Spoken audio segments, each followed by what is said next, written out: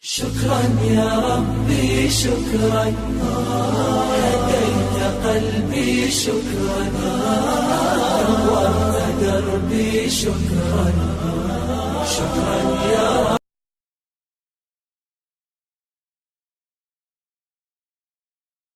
Laulah alim laka surang alim. Jikalau tidak karena tak jadi orang alim.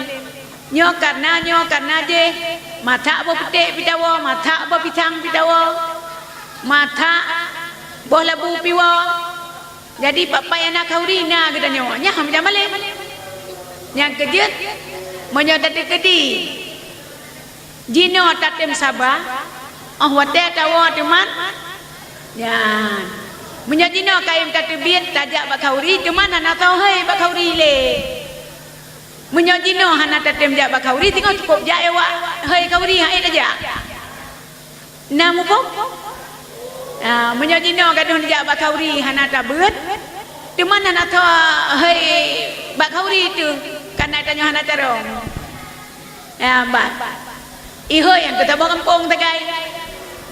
Iwo do iliko iwo batawe di deh iwo gawa dia kemen kaki tanya wita tu le bru rata di kemen ngau le bru iwo batawe menyo hana ketembut hana ilmu Allah menyo dengan maghrib ikul le urang ke kedanyo iga biak semayang ke kedanyo nanti pui kun apa ate apa itu Ate-ate pulang kapal ikut. Menyong kita nyoh anak ilmu. Kakak gak ada jaga ate ikut. Yang kerja jino cok. Baik yang cok tilah hantu. Yang anak cok lebih lom tilah. Nanti yang cok tilah. Yang anak cok tilah. Nanti kiban. Ini dengar tu. Tentera Nabi Sulaiman Bata Bahuro. Gejak dalam guha.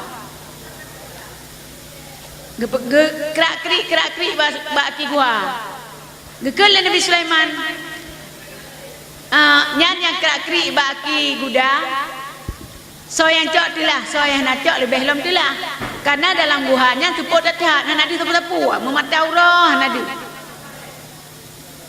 Ke Nabi Sulaiman, so yang nyata baki guda yang kerak-kerik, so yang cok tilah, so yang nak cok lebih lom tilah.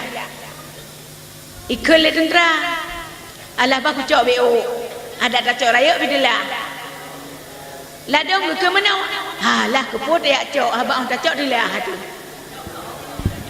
Ladong ke cok BO. Ladong mana ke cok je pakai dilah.